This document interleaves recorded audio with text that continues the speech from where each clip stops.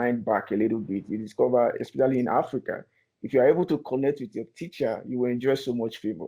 The same thing with, family setting too. If you're able to connect with your dad very well, when your dad is coming back from work, you know those stuff you buy, you enjoy you enjoy more. So that is just it.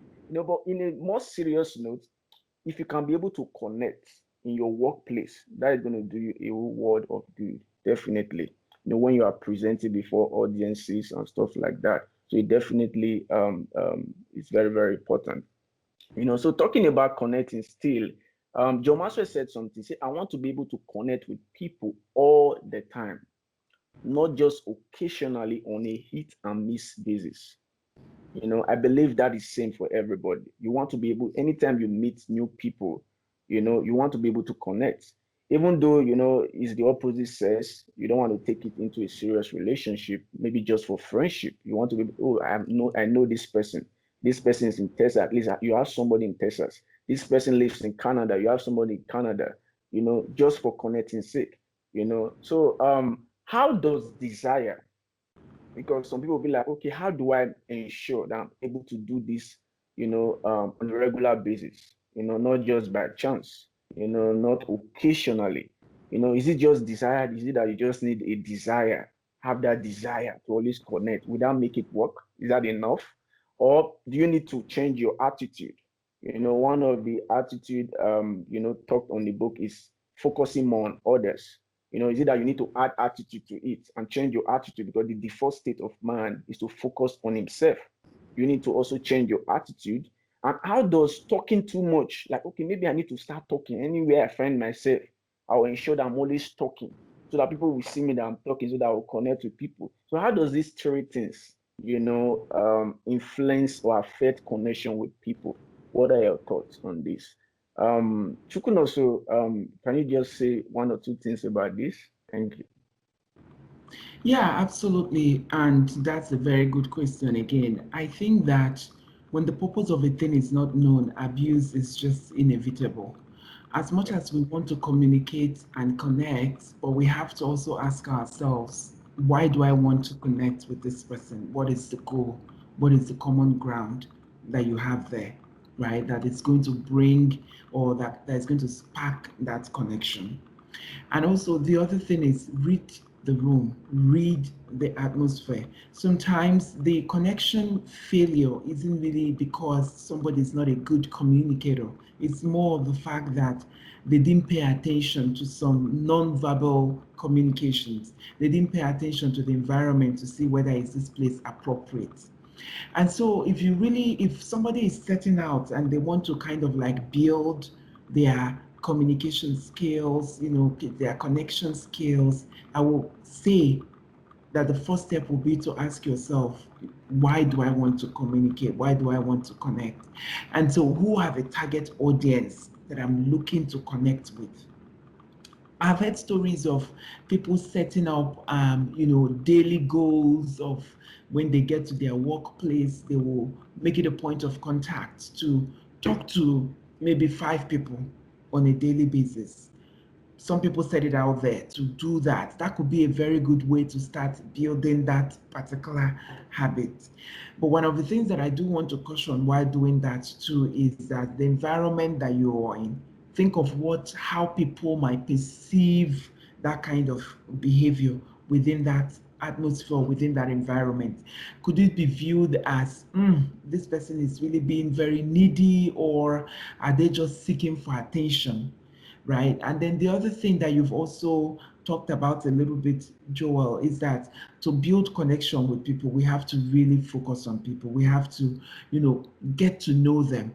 The only thing that makes, I think the breaks in communication starts from our assumptions. And those assumptions is really because we are not paying attention to people. I will We get to that. major, Yeah. yeah, we sometimes major in the minor, and then we pay less attention to the most important things. And so I think it was Tomiwa that mentioned this, is that when you actually start up that that goal to communicate with someone, maybe create out time to get to know them.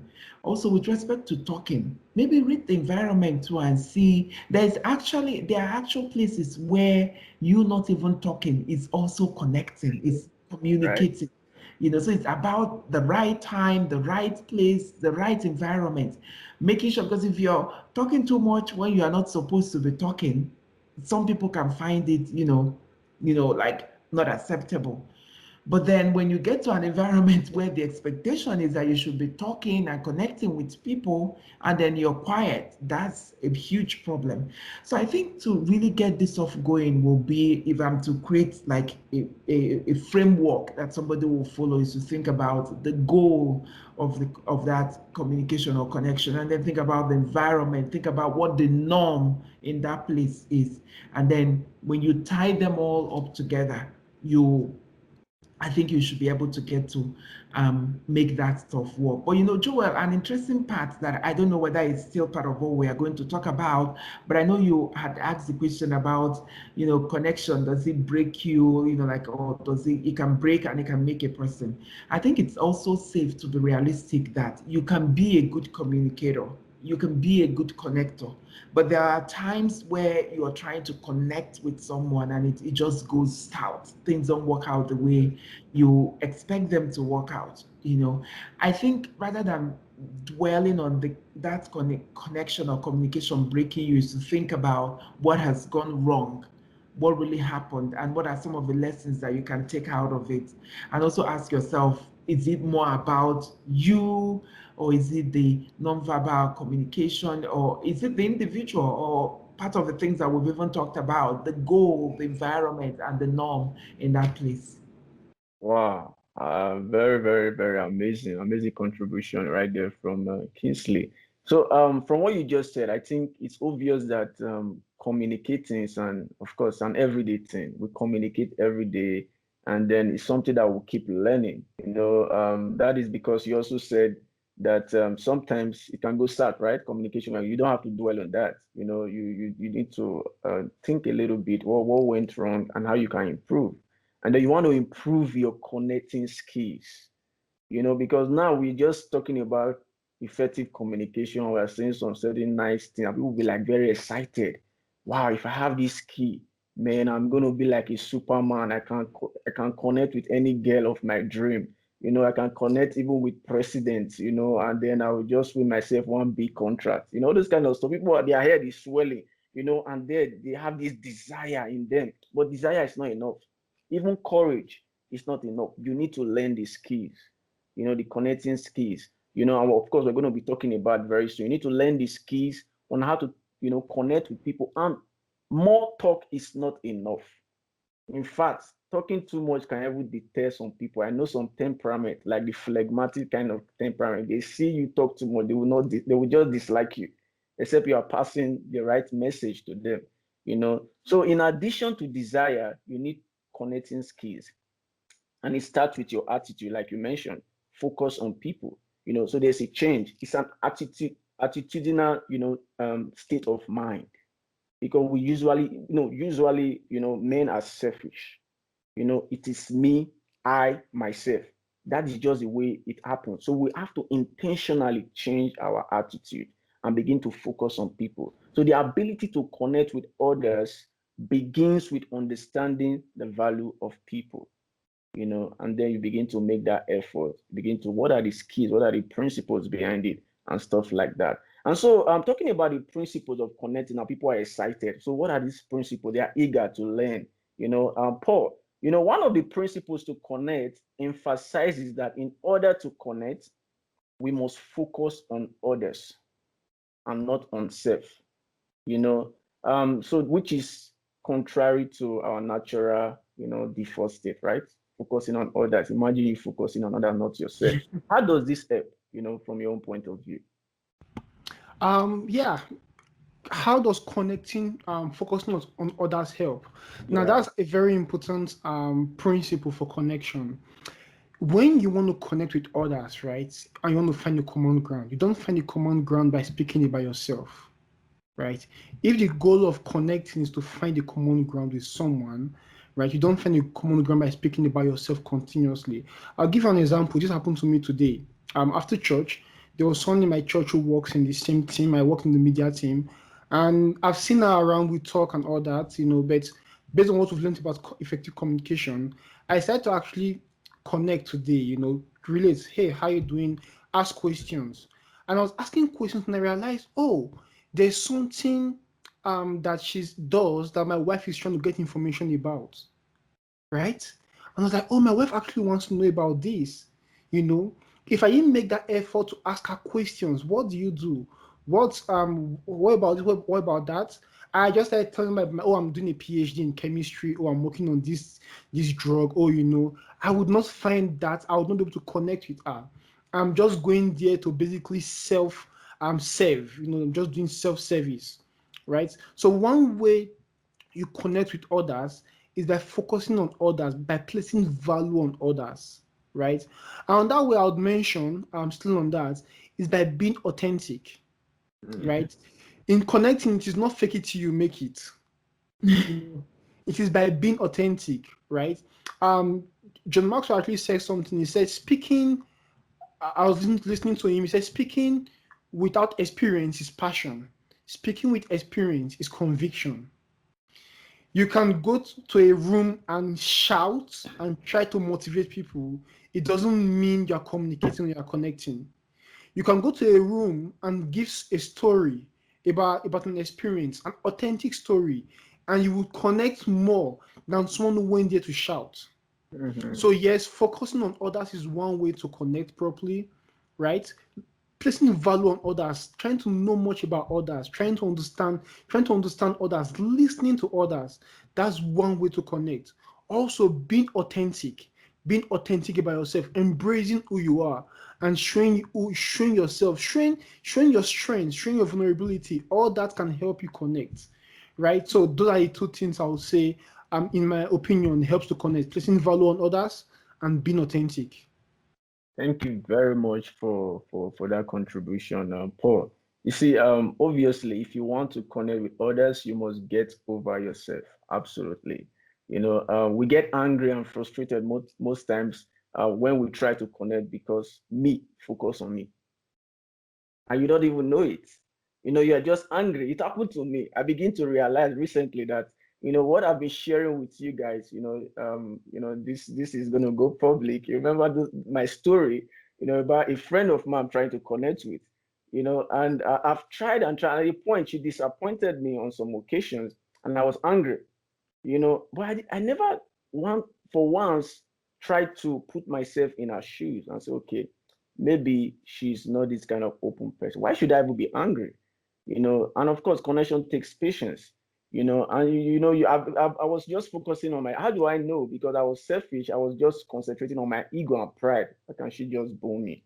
How can she just disappoint me? I didn't want to understand it from our own point of view. Even though she's even wrong, let's say she's even wrong. If you focus on others, you will not get angry. You'll always be looking for ways, to connect with that person. Eventually, when you guys connect, and that is the more reason when you guys connect, eventually the person will appreciate that friendship. And the person will begin to think, despite what I've done, I did so many things. You are just amazed. What kind of human being is this? I've had so many women say this about their husband. Man, my husband is so nice and caring. Sometimes I just nag and nag and nag and I see all manner of things, and yet he's so caring. I don't think any other man will take this bullshit from me. I've had so many women say that too. So it's interesting. And the great thing is that you can do it. Anybody can connect. All it takes is the way to change your focus. That is all it takes. The way to change your focus from self to others. The determination to follow through, and the acquisition of a handful of skills, which we will just be talking about, very briefly. But talking about focusing on others, there are some barriers, right? Because it's not so. Why is it so difficult? Why is it so difficult to focus on others? What are some of those barriers you want to highlight or talk about, Tommy, or some of the any barrier you can think of, that obstruct us from focusing on others? stops us from focusing on others? Does anything come to mind? Yeah, there was something also mentioned, and I like because I'm kind of also jotting down some things to learn as well. He mentioned when people make kind of an assumption of people, and I've always said, and I learned it from a great man of God, a very wise man, Bishop David Oyedepo. He said that assumption is the mother of frustration. So Hmm. basically, you know, I would give a practical example. I remember the first time I actually encountered somebody that was how would I put it? He was in the person of not a man or a woman, he was a trans person. And the person sat next to me. And this was a very interesting time in my life spiritually. And I don't know, we're still able to connect. I was able to like just greet the person, didn't cast any kind of judgments. Just I don't know. I just felt the person was just a regular human being, and I guess we just had a regular conversation. And this was the first time, and this is even when I didn't know my right standing spiritually as a man. And going forward in the future, I met somebody that was a close family friend of my dad that I didn't know he was actually seeing a guy in a relationship, and I got to know later on. But I went to his house and we had very interesting conversation about politics. I sat with him and I sat with the mom and we had very interesting conversation. So what I'm basically trying to go with things is that one of the barriers I feel like people in the world kind of have today is we sometimes we always are quick to judge people and make an assumption that is not true. So Hmm. can't if you really want to connect with people, no matter even a scenario, I always use this scenario like if they talk bad about the person, even if I've seen bad about the person, it can only be if I want to connect with that person, I can only connect with that person if I see you in person. Right? Like as much as I've seen you on Instagram, whatever the case they have said about you, even if they say you are the devil, you can be all of that stuff until I've seen you in person. That's when I can actually know that okay, this person is, they said by the fruits you shall know them. So I would say one of the major barriers is people have a bias to certain people or they have a certain assumption. I too still struggle with it sometimes, but I think the major thing is the willingness to let go of whatever assumption you have of that person or preconceived notion you have about that person can actually help you connect because it might not be like you want to even be friends with that person, but you might want to help this person in that area, or that person wants to help you because really sometimes it's not to make a connection to be like long-term friendship. It could be like you need to solve a problem now and you might actually need that person's skill and ability, and the person might also need your skill and ability. So if two of you can't connect, then the problem never gets solved, right? So yeah. Wow, wow, wow. That is powerful. I love the illustration you used. That is really powerful. Do you know we also have these preconceived notions about some certain tribes? Just so this particular tribe, they are known for this. I usually tell my roommate back there and say, okay, this particular tribe in Nigeria, this is the way they are. So once I see a person from there, this I just understand this is the kind of character they will display. It's not really good, because all of them are not like that, and it's bad, and it affects your connection with that person. You don't maximize it, and there's this gap already. There's a problem, and it's not good. Chukwuna, so do you have any other thing to say about any other barriers apart from assumption, or you want to add to that and say any other barriers that could affect us focusing on other people? Yes, I think one of the things that I want to, highlight more on is measuring on the minor. I think that this has broken a lot of relationships. It has also broken marriages. Many of the times, we focus on the things that people do not do well on. We make that what we want to communicate with. We do not want to communicate with them on the basis of their strengths. We focus on, maybe what someone has told us about them. We focus on maybe what we know about their weaknesses and we major on it. I think that also realizing the fact that there isn't any human being that is perfect will be a very good way to begin relationships with people, be it at professional level, be it at, friendship level, be it at marriage level, and focus really more on their strengths and finding a way to work and at least manage their weaknesses. And you see, many of the times when you listen to people share stories of maybe something that had gone wrong, maybe in the workplace or marriage, sometimes when you hear the story, you're always like, oh my God, this potentially could have been manageable, right? But someone chose to make it priority. And then when we give strength to those minor things, they become the key definitive factor for those things, right? Rather than really, that's why if you remember, I had talked about that I have a framework which is on the goal of that communication, the environment, the norm, and the tradition.